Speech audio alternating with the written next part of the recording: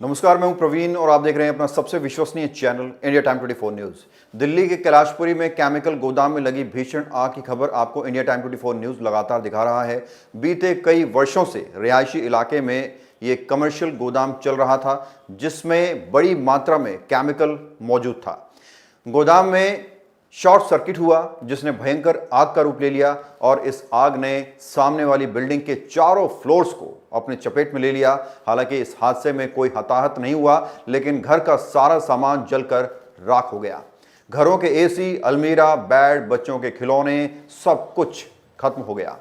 Police के मुताबिक इस पूरे मामले पर एफआईआर दर्ज हो चुकी है और अरेस्ट वारंट भी जारी हो चुका है। पूरे मामले पर क्षेत्र के निगम पार्षद नरेंद्र गिरसा ने क्या कुछ कहा, जरा सुनिए। देखिए, पूरा जो ये घटनाक्रम है बड़ा दुखद है। लोगों को बहुत सारा नुकसान हुआ। मैं भी देख के आया था कि उसमें सारा सामान उनका जल गया है। मेरी सहानुभूति उनके साथ है और बाकी जो भी संभव होगा कानूनी प्रक्रिया के तहत जो भी मदद होगी उनकी वो मदद करी जाएगी। बाकी रेजिडेंशियल एरिया में बार बार एमसीडी भी वो करती है और क्योंकि वो गोडाउन वहाँ चल रहा था, आज तक कोई भी कंप्लेंट वहाँ की नहीं थी।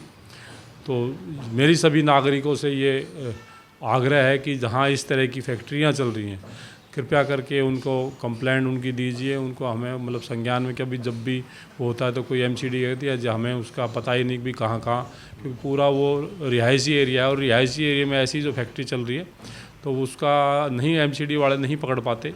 तो जहाँ भी ऐसी कोई फैक्ट्री चल रही है तो उसकी कंप्लेंट करें और एमसीडी के संज्ञान में लाएं ताकि उस पर कार्रवाई कराएं।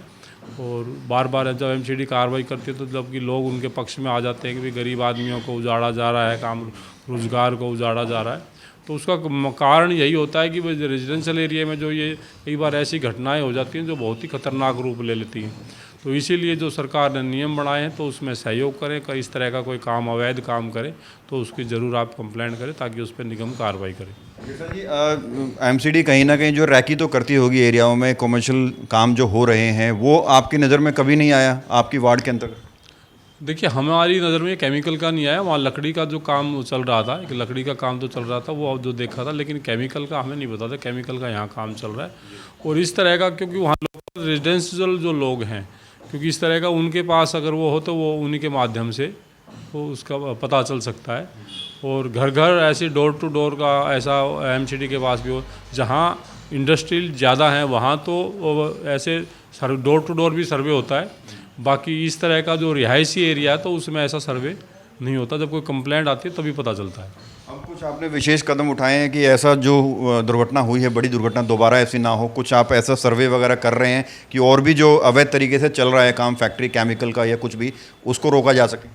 देखिए, बिल्कुल इस पे पहले भी वो हुआ था कि उसमें एक तय हुआ था कि कोई जो फैक्ट्रियाँ कुछ 20-25 तरह के ऐसे वो थे धंधे जो आप कर सकते हैं। एक लाइसेंसिंग की प्रक्रिया भी चलाई थी एमसीडी ने।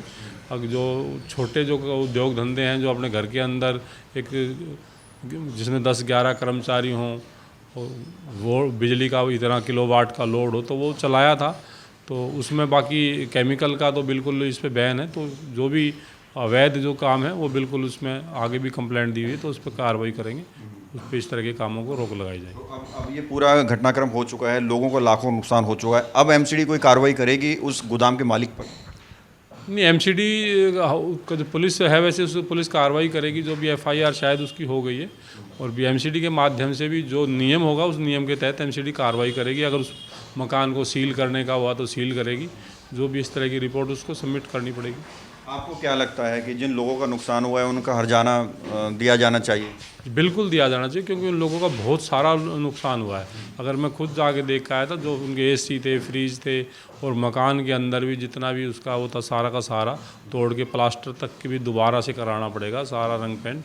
वो बिल्कुल उनका सारा का सारा वो उनको मिलना चाहिए।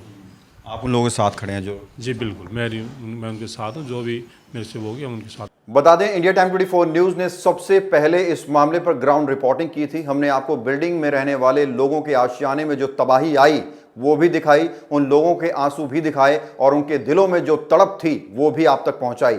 और हम लगातार पीड़ित परिवार के साथ हैं, क्योंकि ये जो दुर्घटना हुई है उनमें आसपास की बिल्डिंग में रहने वाले लोगों का कोई कसूर नहीं है, कोई गलती नहीं है। उन मासूम बच्चों का कोई कसूर नहीं है जिनके खिलौने तक नहीं बच पाए। उनका सिर्फ इतना कसूर था कि वो सरकार को नियमित रूप से टैक्स दे रहे थे और एक जिम्मेदार नागरिक की तरह अपने घरों में रह रहे थे शांतिपूर्वक। अब कुछ दिनों के बाद दिवाली का त्योहार है, जरा सोचिए उनके दिलों पर आज क्या बीत रही होगी जिन्होंने इस हादसे में अपने आशियाने में रखा हर कीमती सामान खो दिया। वो लोग कैसे दिवाली मनाएंगे, कैसे अपने दरवाजों पर दिए जलाएंगे जिनके दरवाजे तक नहीं बचे, दरवाजे तक जलकर राख हो गए। हम उम्मीद करते हैं कि इंडिया टाइम 24 न्यूज़ की ये मुहिम रंग लाएगी और बिल्डिंग में रहने वाले सभी परिवारों को इंसाफ मिलेगा। इस खबर में फिलहाल इतना ही। देश और दुनिया की बाकी खबरों के लिए आप बने रहिए हमारे साथ और देखते रहिए इंडिया टाइम 24 न्यूज़। खबरों से खबरदार रहने के लिए चैनल को सब्सक्राइब करें और प्रेस करें बेल आइकन।